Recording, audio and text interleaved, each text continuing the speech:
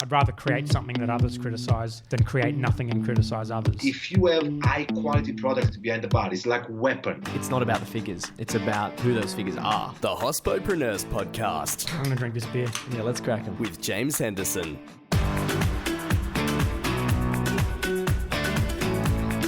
Hello and welcome to episode 48 of the Hospopreneurs Podcast. My guest today owns the world's largest coffee publication, Perfect Daily Grind, and was a recipient of the Specialty Coffee Association's Young Entrepreneur of the Year. Last year, he traveled 184 days, and in the same year, received 5 million visitors to his website. Today, we'll find out how he did that. Hello, and welcome to the show, Henry. Hello, nice to be with you. Mate, great to have you on the show. As you know, the first question that I like to ask is, what's your crazy hospitality story? So it's difficult. So after I finished university, I took a sabbatical year before starting work in, not actually in the coffee industry, in something completely unrelated. But I took a big 5-month trip where I traveled from Guatemala to Costa Rica. Basically, I didn't really know anyone there, didn't have anywhere to stay as such. And I befriended basically a group of guys, and I ended up basically saying, look, have you got anywhere to stay? And they were like, well, we're actually driving to the city today, and if you want to come with us, absolutely fine. So I jumped in the car with them, a bit naively, really, just kind of jumped in the car with these guys. They seemed like lovely blokes. And I noticed that one of the guys spoke English unbelievably fluently. So I started chatting to him and asking, like, well, how do you speak English? And he was kind of very vague. And basically just saying things like, oh, yeah, well, I practiced a lot at school. And then after a while, I was kind of alone with his colleague, his other friend, and I was like, yeah, what's the deal with this guy? Like, his English is amazing. So I kind of stopped, and we're in a petrol or gas station to talk with his colleague. And his colleague kind of turned around and was like, oh, yeah, well, he just got back from the States. He's been there for 15 years. I was like, well, what do you mean he's been there for 15 years? They're like, well, he went there originally without papers, and then found himself being basically arrested. So had been in prison for about 15 years in the States. So like me just jumping in a car with these guys. I mean, they were really nice guys. We had a great time. But it turns out I managed on hitching a ride with this guy who'd just been in prison for an extended period, I believe, for selling meth. Oh, geez. Wow, yeah. So what, did you try to leave after that, or what happened next? Well, we were halfway in like a massive journey, and they were like really nice guys. So you stuck around. So I just stuck around. I think just kind of hung out with them and just thought, oh, what can I learn from these guys? So just started chatting from for ages and learned a lot about like what it's like basically there. That's awesome. Cool. Great. That's an awesome story, Henry. Thank you for that. I like to ask next, why you do what you do. So I think about this a lot, probably more than most people. Fundamentally, it's clear to most people that the equity of the resources along the supply chain of coffee is uneven. Basically, that some people aren't financially rewarded for the work they do. The reasons principally why that happens is because people aren't aware of the product, of the value of the product they have, aka coffee. Producers aren't aware of how much it's actually worth, and they're also not able to achieve that value. They don't have access to market. They don't know the correct people along the supply chain. So I feel like the real challenge comes down to education. People aren't aware of the value. They don't know basically how to meet the demand of the buyer. How we as a company challenge that is through producing educational resources to kind of clarify that and empower individuals. Before I worked in coffee, I used to work in a management consultancy firm, and I didn't really feel like it had much purpose. I remember going to the office, going there for about 6 months, and then going on holiday for 2 weeks and coming back and nothing had changed. It was like I'd never gone. I mean, the real purpose of what I do is to have to improve the equity of resources along the supply chain of coffee and empower people, like give them the opportunities to achieve the value of their coffee. That's fantastic. I love that why. And it resonates with me personally because management consulting's been an interest of mine or was an interest of mine along my journey. So firstly, what interested you even in management consulting? And then what made you move over into the coffee world? To be honest, I did management consultancy because I just thought it would be that I wasn't sure quite what I wanted to do when I was finishing university, and a lot of my friends were applying for the top consultancy firms, and I thought, well, I've always had an interest in business, and to be honest, it's pretty well paid, and at that time that was a priority for me. So that was kind of what drew me in. Mm-hmm. And I'd also done some kind of small consultancy projects in the past with when I'd been living and working in other places in the world. But what happened is basically after being about 6 months, I realized that I wasn't really particularly happy. Yeah. I was earning well. I had a challenging work environment. I remember looking at what my boss did and what my boss's boss did and being like, well, I don't want that. It's worth explaining, actually. So I finished in my last year of university. I got offered a job at a management consultancy firm, and they basically held it for me for 8 months and gave a small bonus, sign-on bonus. And then I used that money for the big trip that I just mentioned to go from Guatemala to Costa Rica. Just before I did this job, I did this big epic trip. And I remember being like, wow, there's a lot of things I don't know about coffee. And then basically when I was working at a consultancy firm, I would finish work around 7 and then go home every day and work on what was then just a blog, like a hobby. And then it kind of grew and it grew. And after around 9 months, I started getting invited to give presentations in places like Brazil and Korea. Yeah. Kind of showpiecing coffee trends or talking about what's happening in the industry. And I kind of had to make a decision. Did I want to at least try and work in coffee, or did I want to continue along being a consultant? So it was pretty grim, actually. So I had to quit my job in the city and move back home with my parents and then kind of start again from nothing. So I had to leave my nice apartment in London on the whim that maybe I could somehow monetize this coffee blog that I had. Yes.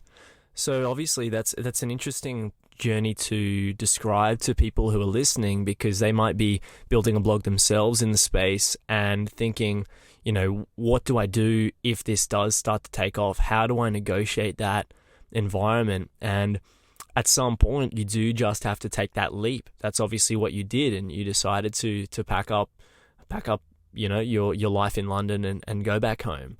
How did you go about monetizing the network once it started to grow?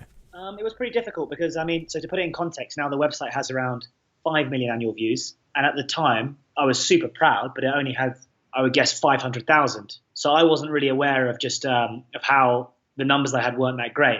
And also, I didn't really know how to use the website, and I had a lot of issues with it and such. And the numbers that I had were a bit inaccurate. But basically, what I had to do was I had to establish the value that my publication had to potential clients. So what I did is I conducted an analysis of the platform and worked out who my readers are, and then basically contacted everyone. And I mean everyone. I must have sent like 10,000 emails, finding the right people, trying to say, well, look, are you interested in talking about how I can deliver value, or how I can potentially benefit your business through exposure, through promotion? And it was very difficult. And advice that I give to people now, looking back, you can't just look at the prices of your competitors and try and charge the same. You have to really work out, what I did is I remember I only started becoming successful when I looked at, basically, I really sat down and thought, what do my potential clients want? And then built everything I did around that. And then also one thing that was very valuable is I basically got a few, I like to call them Hollywood clients, one or two very big names in the industry, and gave them, I guess you could say, reduced discounted rates. And then once they were on board, people sort of followed. If you weren't really looking at your competitors' pricing and pricing yourself independently, how did you establish where to come in at your price point with your clients? I did look at my competitors briefly, but really I just took a while to find the right clients that kind of believed in what I was doing. And that's easier said than done. It took me 8 months before I even got an advertiser.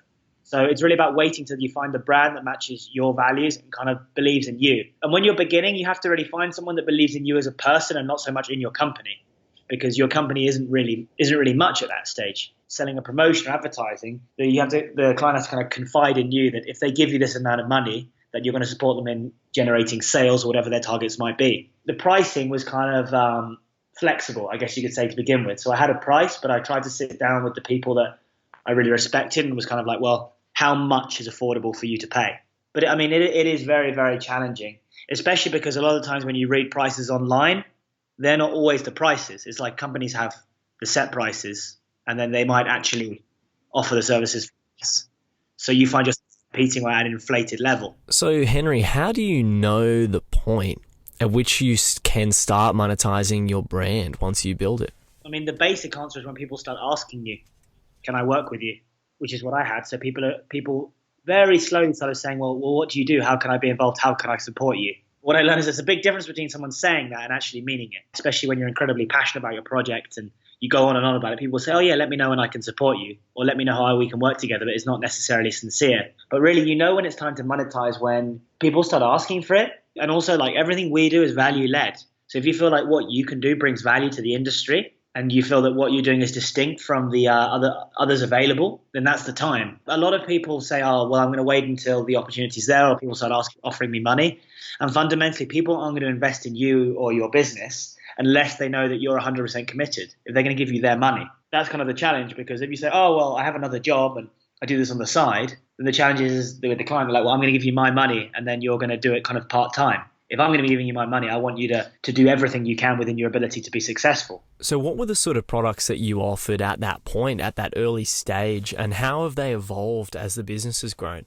In terms of the products that we began offering with clients, I initially looked at what was typical of online media and began providing those services. So it was basic banner advertising. And then after a while, I began to notice and outline, like, what could our company do different that no other company could do?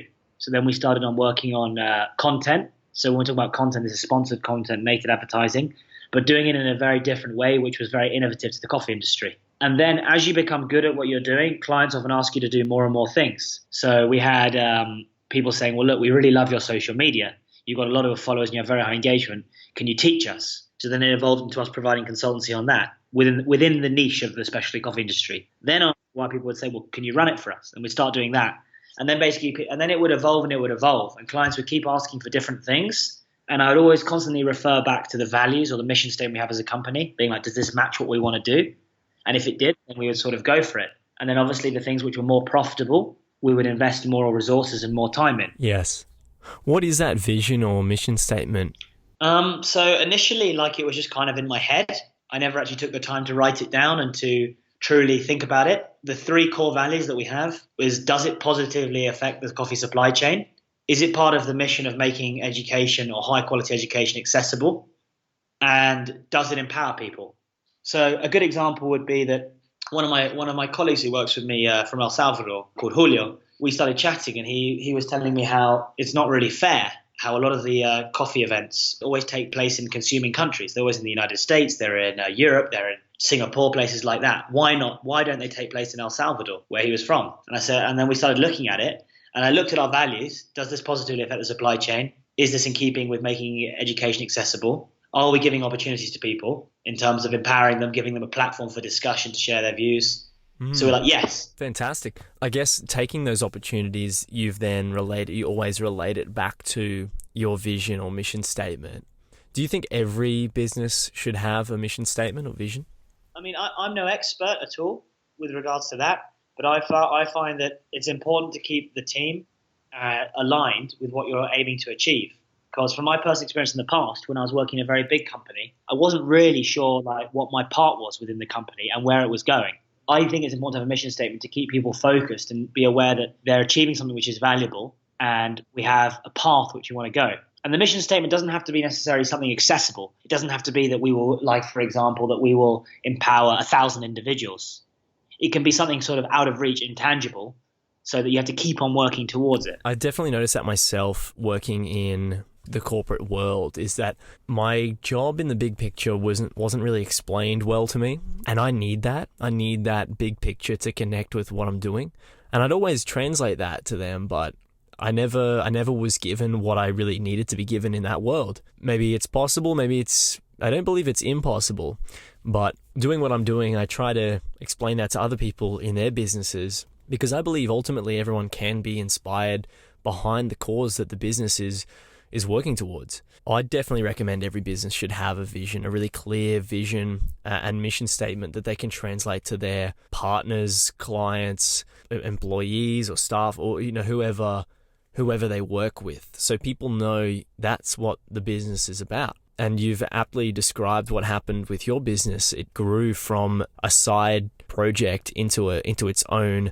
animal, its own entity. And when it becomes its own thing, to keep it steered in the correct direction, I believe that it has to have a really strong, clear vision for everyone to continue it along the path. It's interesting hearing that you didn't have a clear vision statement or written down anyway. It was in your head at the start, but then later you've articulated it more and kept everyone on track.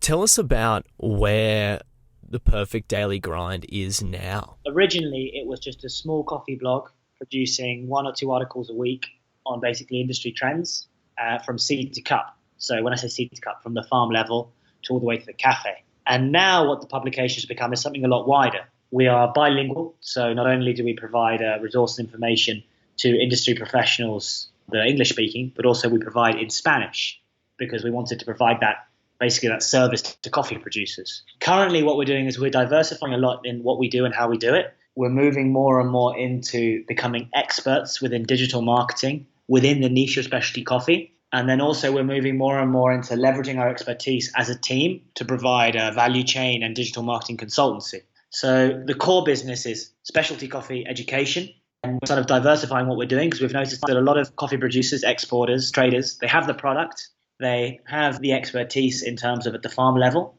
What I like to say is they don't speak the language of the buyer. So we kind of work with a lot of those clients to help them to realize that value. What is it that you're learning about or exploring at the moment? So I've just been away now. So this is my 100th day outside of the UK at the moment, just in this small trip that I've been doing. Basically, it forces me to try and think of things very differently because initially in the coffee industry, I observed some solutions to problems. And then as you progress and you learn more and more, you realize that actually people have tried those basic ideas that you had and they don't work in practice. And then what you also realize is that there's no use proposing a solution if the people don't feel they have a problem in the first place. What I've kind of been learning is, obviously I've been learning a lot about the supply chain and everything that happens in the coffee industry from how every single actor plays. But then I've also, at a higher level, begun to understand like the intricacies of the industry, why certain basically inequity gaps exist. Just understanding more like the much more precise picture. So, for example, now in Guatemala, I spend 3 weeks here. I'll speak regularly to the farmers. I'll go down to the mill and just kind of observe and listen and try and get like a better understanding of why things are. Because it's very easy for me from abroad to be like, oh, why don't you do this? But until you appreciate the current situation where the person's in, then it's very difficult to connect with that individual. What innovations or innovative techniques have you seen in the industry? Okay, well, so if you look at the coffee industry, it's built upon kind of neo-colonial norms in many respects. And if you look at really in the coffee industry about if you want to look at the places which require innovation, obviously there's the cafe setting where it's becoming increasingly easier for people to make a high-quality cup of coffee. So when someone's paying an additional price premium to the farmer or people are purchasing that better quality micro lot, a particular varietal or particular processing method, it's becoming easier and easier to actually realize the potential of that coffee through innovations in espresso machines, so pressure profiling or volumetric technology where you're weighing all the inputs. But also at the farm level, the areas which typically need the most innovation are the areas which are the most cost. And if you look at the coffee industry at a coffee production level, say in the context of Guatemala where I am now, I consistently hear a number of around 40% of the cost of production for a farmer is in manually picking the cherry, as in coffee off the tree. What we're seeing very slowly is increased awareness of how can we leverage technology to make that easier. So if you look at Brazil, for example, one of the largest coffee producing regions in the world, Cerrado, picking there is mechanized. So it means that as opposed to having, let's say you've got a farm of 2 million trees, as opposed to needing 1,000 people to pick it, if you have a harvesting machine, less than 100 people could do that. So if you think about how technology can can offer an advantage, that can be more cost effective for producers. And then another technology innovation which probably people are talking about is basically people want to be increasingly connected to where their coffee comes from.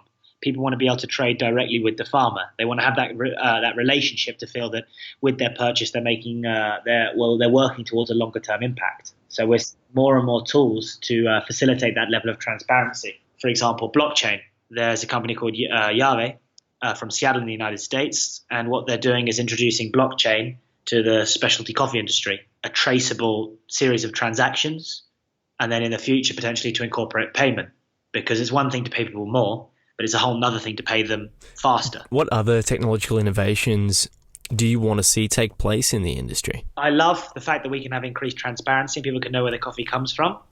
But what we need is the technology innovations to facilitate pre-financing with producers or coffee farmers. At the moment, people in specialty coffee talk about let's pay farmers more, and that's great because they can be happy. We'll ask for better quality and we'll pay them more. But the challenge is with a lot of that is that people are accustomed, because that's the way it's always been and it's the way the system is, to paying when the coffee is either FOB or when they receive it.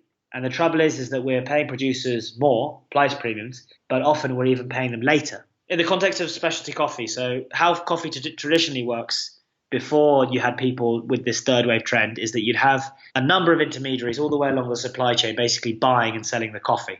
And the aim of this upcoming movement is to connect the roaster direct to the farmer and cut out some of the middlemen, basically have increased money for the farmer. But what I'd really like to see technologies where it facilitates that to happen, but also takes into account the financing part. Because it's not just about putting two people together and saying, now you can do business. It's about putting two people together and creating a platform where they can do business in a trusted way and to make sure that many aspects, let's say quality control are incorporated, financing mechanisms are incorporated, understanding of logistics are incorporated. So what advice would you have for middlemen who their businesses revolve around this intermediation? You know, there's going to be this disintermediation and decentralization of all these industries. How can people who have developed their businesses on that process in the middle adapt? Well, I think people only become redundant in the industry if they are no longer adding value. So as long as the service they're providing is a value-added service, then it's okay. For example, like I mentioned, the part of pre-financing and quality control, the importer or the middleman or the exporter, they're necessary because they have direct connection with the producer, and then they hold that coffee and give it to the roaster when they need it. But really, I mean, for those individuals, if they find themselves being threatened, it's about adapting to the industry and then also making sure that what they're doing benefits the industry and it adds value. Because if they're just buying something and selling it and not adding anything else, then that's not that value added. Yes. A question that I like to ask, Henry, is around the creative process. So you're obviously a creative thinker and apply that to business and come up with interesting ways to structure your systems and tools and techniques. How do you get into a creative state to then establish new processes and systems? And how do you then inspire other people to get into that creative state? I find that the hardest thing really, it's a kind of a contradiction, is to actually think. It's very easy to constantly look at everyone's doing, follow the footsteps, but to take a step back and to really analyze and then to spend time like that. I mean, I'm not creative in the sense that I'm not particularly artistic, but in terms of creativity, I'm good at analyzing existing systems and seeing how they can be made better. And when it comes to with team members, I mean, if you want people to do those things, then you have to give them the opportunities. So you have to create an environment where people want to share those ideas with you. And when they do, that actually something comes of them. Because going back to my previous experience, I don't think when my previous job, if I had suggested an idea, it would have been taken seriously. So I work extremely hard to make sure that if someone says something that they think is valuable and that they think is important, then I make sure to give them the time to discuss that and to develop the platform for it. And how do you create an environment for people to feel comfortable with presenting those new ideas to you? Like I said, it's important for people to be aware of what you're trying to do and where you want to be, because if they're aware of that, then they feel like they're moving towards a certain direction and they want to help the company to get there and they want to provide their ideas. I think it's also a process. I mean, you just have to really trust people, and it takes time. You can't expect someone to immediately feel like they're going to share their ideas with you and share their inputs. But it's important to make people realize that their input is incredibly valuable and the success of the business depends on them. Ultimately, everyone wants to leave a legacy, don't they? It's that people want to feel like they're contributing to a cause bigger than themselves. And I think that that's what that's really about, is helping to inspire people behind the cause that you're also behind. And if you're truly passionate about it, it's easier to inspire other people behind it. I think that's why we need to do what we're passionate about. What's your number one industry resource? Frankly, that doesn't exist, in my opinion. In terms of what you're saying, what I always find to be most valuable to myself is to invest time in the people that work with you and to make sure that they're on the same lines as you. So when you want to do something, you can have their support in a project. That's my main resource. So, for example, when I might have an idea or when someone might tell me something, the way it gets done is by me connecting with the person who I think is best to support me in that and then working with them. Because if I try and do everything, then I'm not going to get anywhere, especially when I'm traveling like last year, like I mentioned, over 180 days. Another thing that I found as well is I listen a lot to podcasts, but also I tend to listen a lot to YouTube. I don't sit down and listen to great speeches all the time, but I selectively do so when I want to find something out. So sometimes a client will say, "Oh, can you do this?" And I'll kind of instinctively say yes, and then find out how to do it through online or through various resources that I'll find. That is a classic one. The say yes and find out how to do it later. Overcommit and then you'll adapt. If someone wants to do what you do, what advice do you have for them? Number one is you have to commit and work incredibly hard. A lot of people seem to think that just because that you have a large publication that you're lucky and it's just happened, and it's just simply not true. So really one thing that people need to do is really commit, like say to themselves that this is it, and sort of acknowledge that for them maybe the fear of regret is going to be bigger than the fear of failure, like Steve Jobs said, and then dedicate everything they have towards it. What value are they bringing to the industry? And that's a hard question, but if you're not bringing anything of value, then you're not going to succeed. Did you have a mentor or someone who showed you the steps that you needed to take along the way?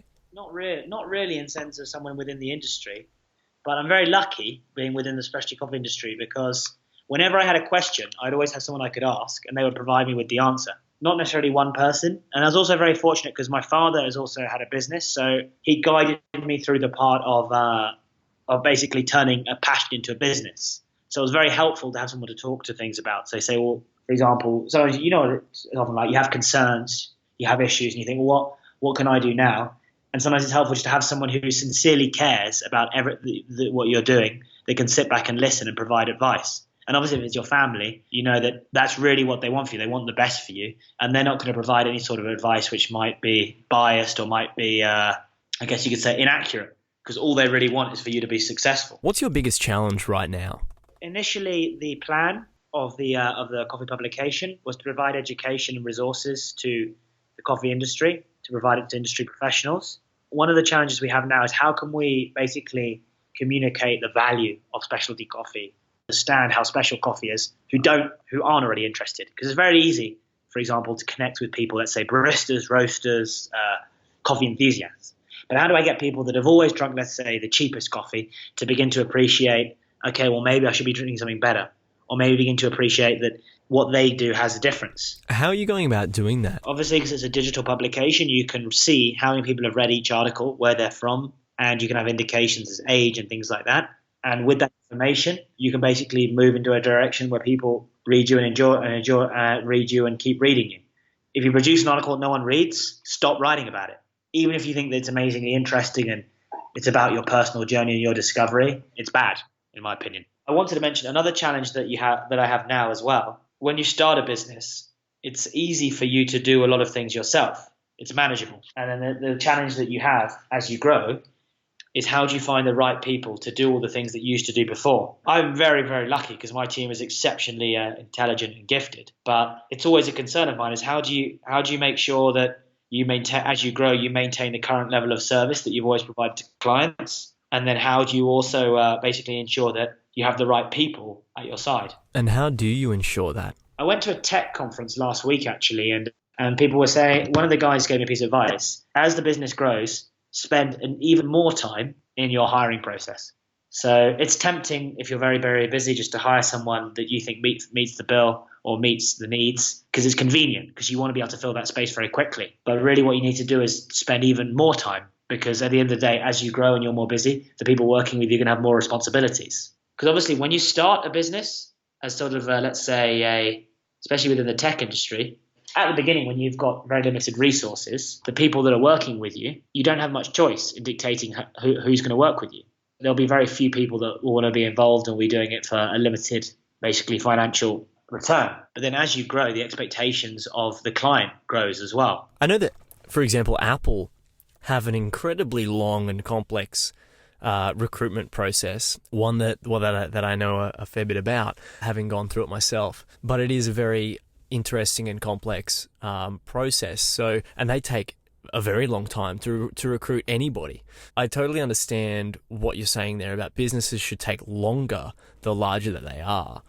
Even, I mean, they don't have to be for higher levels. They can even be for lower levels. But Apple's fortunate to have people who want to join on every level. But then I guess it's around giving people or inspiring people around the culture of the entity itself. You know, and it doesn't matter what level you're on. Ultimately, it's all an ecosystem. How do your recruitment processes change as your business grows as well? And have you spent more time recruiting as your business has grown? The short answer is yes, but also learning about how to do it. and about. I don't really pay much attention to CVs and things like that. Really, the fundamental thing which is important to me is how passionate people are and they believe in what we're doing. But definitely, as we've grown, I've had to start to adapt and actually think more about the precise skill set of the role involved. Because obviously when you're small, it's just kind of like all hands on deck. But as you grow, you need to get the best person for this precise job that they're going to do. How do you reach out for people who you might want for a new position? Originally, I tried using networks of friends, and I didn't really like the results so much because you just don't necessarily get the right people, because you might find someone who's recommending a friend for different reasons. So what I found to be best is, so Perfect Daily Grind, we have around 250,000 social media followers now. So what I've started doing is leveraging that for job interview, for finding the right people. So putting the posts on that, because then at least the person that applies will, number one, know what we do, and number two, actually use social media, because we're a very social media focused organization. So like we need someone who can basically do an Instagram story and do an Instagram live, understand exactly how to do it. How have you handled competitors in your industry? We're quite fortunate in what we do, that we're working in a very fast growing industry with a niche. So in terms of, I guess you could say on a more general level, like people that provide relatively similar services to what we do, we just continually adapt. So we make sure that we're always one step ahead, which is hard because it takes time, and it also involves risking and doing things before people might even be asking for them. What's the next step for you, for the business, or in guiding the business? What is it that's your next step? Well, so initially we were working with smaller companies, smaller, more local companies, and now we're working with national coffee associations, huge NGOs, into supporting them in their goals and aims. So that's kind of the direction we're moving into. I like to work with these larger organizations because I feel that it gives an opportunity to, at some respect, have a larger impact and have a more of an influence on the industry. So that's what we're kind of doing more and more. And then another thing in terms of what I'm doing personally, trying to work out what we can do to make the coffee industry better. So that's fundamentally why I come and spend an incredibly long period of time in coffee producing countries, is that I really want to understand and try and understand like what can I do, or what can we do as a company to make the coffee industry better. And it's bloody hard because it basically involves a lot of time looking and thinking and speaking to people. And it's not like you just go and ask people what they want, because people don't always know what they want, because that's not how things work. On that note of feedback, I've been thinking about that recently. Everything that I do is around asking questions. Everything that I do is around asking the right questions. As a podcaster, as a consultant, as a philosopher, however I consider myself. Even with feedback, it's around asking the right questions of who we want to ask those questions to. And sometimes I don't even know the answer to the question that you want to ask. So it becomes very difficult. This is my last question. How do you then refine the question that you want to ask and find the correct person to ask that to? Well, the hardest thing is to really actually listen to people. So when you feel like you have a lot of information, the temptation is just to share that with people. What I try and do is to really, if someone has the particular information, to really sit back and try and listen to them and then let them tell me. I'm a culprit of it as well. Like, it's very tempting, especially when I'm traveling a lot, seeing thousands of people, speaking to hundreds of people, to feel like I have a lot of information to share. But I'm not going to learn anything new unless I actually sit back and listen. So really, it's just when you meet people, talk to them, and you can work out very quickly which people you can learn something from and which people you're less likely to learn something from. Well, thank you very much for being on the show today, Henry. It's been fantastic having you on, and I'm really excited to see how the business grows. Thank you very much. The episode today was produced by Sweet As Sound, comprising of myself and Angus Brennan. If you're interested in digital content for hospitality, follow us now at Sweet As Sound.